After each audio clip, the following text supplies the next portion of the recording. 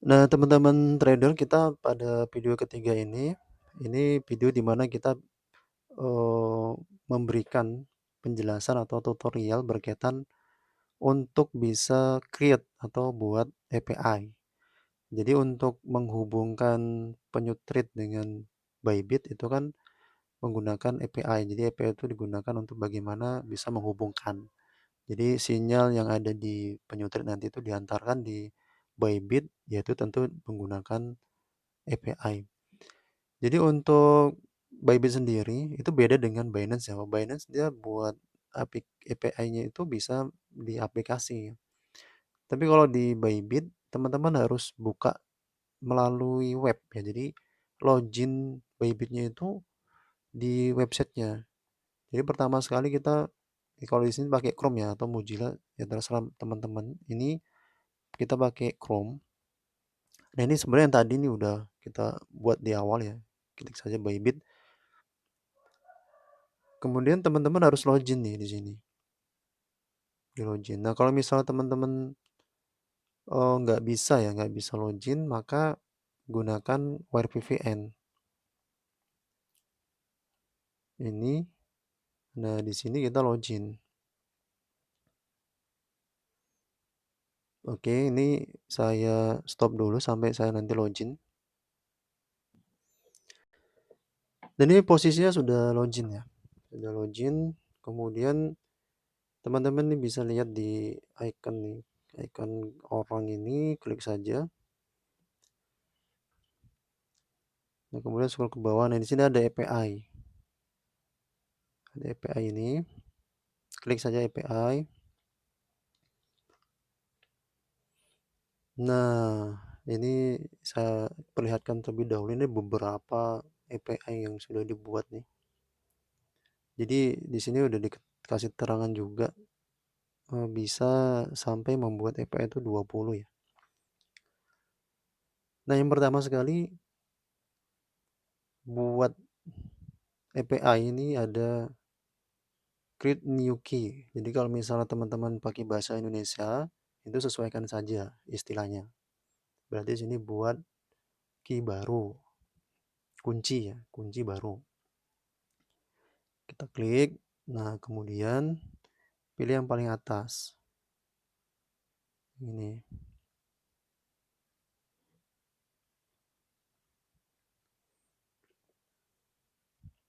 Nah, yang pertama sekali di sini ini wajib diisi nih namanya.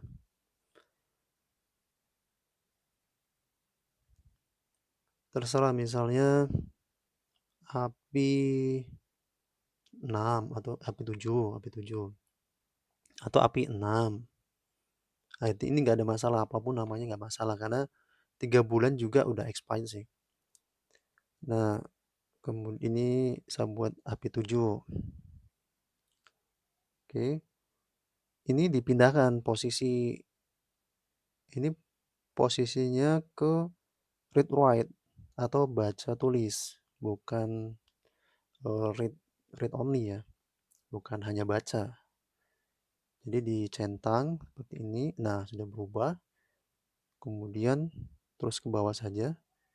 Ini memang agak kurang luas ya, kurang luas. Tapi yang pertama ya dicentang ini Unified Trading ini untuk trading future. Kita coba untuk klik kena oke. Nah, sudah diklik maka bisa geser-geser ke kanan. Nah, ini yang order position itu juga sudah masuk. Dan ini juga terserah mau dicentang. Setelah itu terus ke bawah ini memang kurang terlihat, tapi itu saja tanda ini. Kemudian yang kedua aset.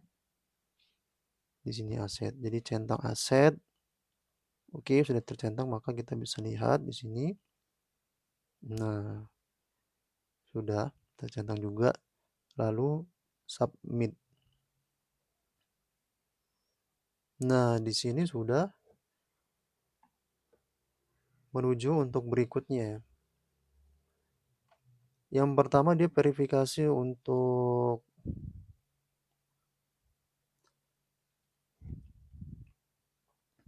Aplikasi untuk email, yang kedua itu Google Authenticator. Ada juga yang baru yang mungkin tidak perlu untuk verifikasi email, jadi langsung Google Authenticator. Jadi terserah, yang penting itu harus diselesaikan lah. Ini saya coba untuk selesaikan terlebih dahulu.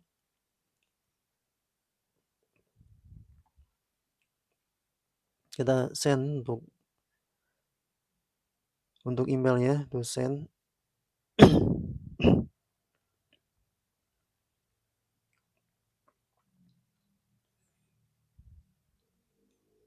Nah ini di copy saja nih.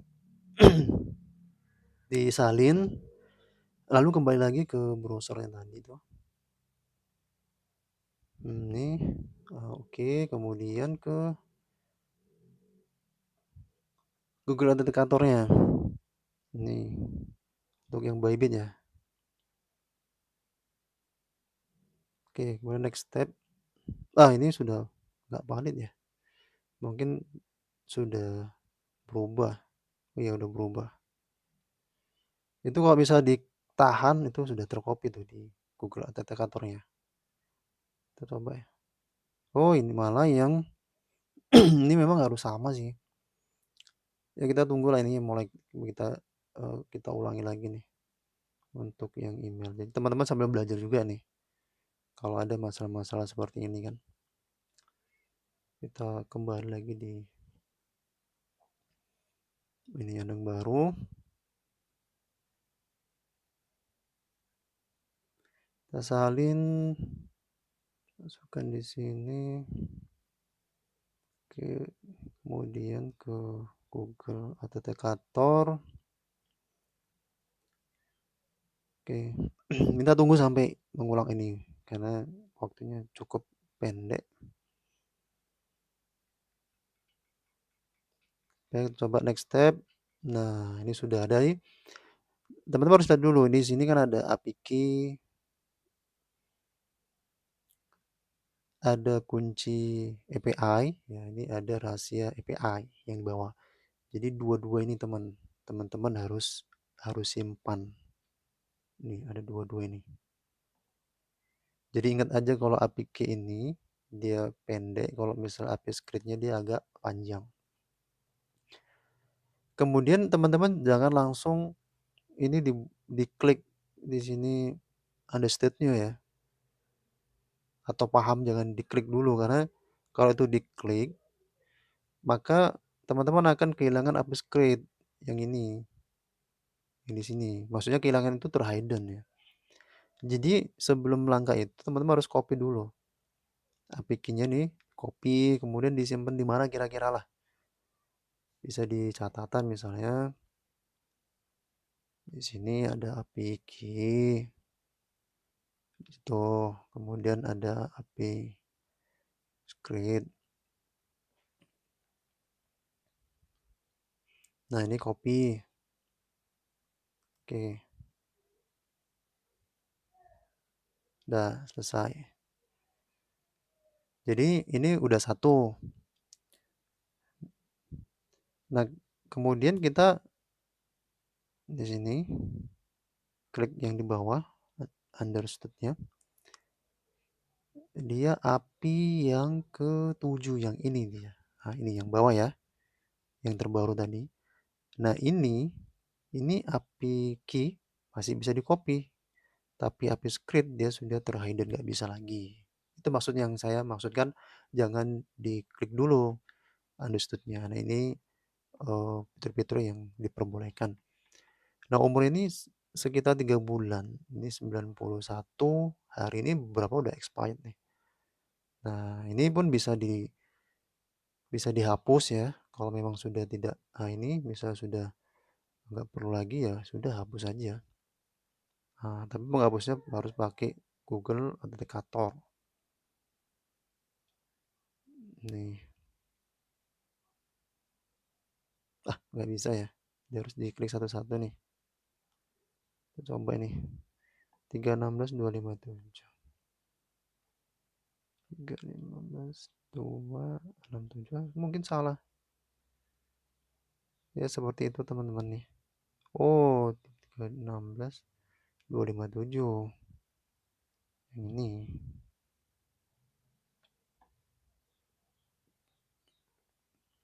Masih salah ya? Mungkin sudah berubah nih. 83 kali 473. 473. Oke. Nah, sudah terdelete. Jadi seperti itu teman-teman, bagaimana kita buat API, baik yang kunci API-nya ataupun yang rahasia.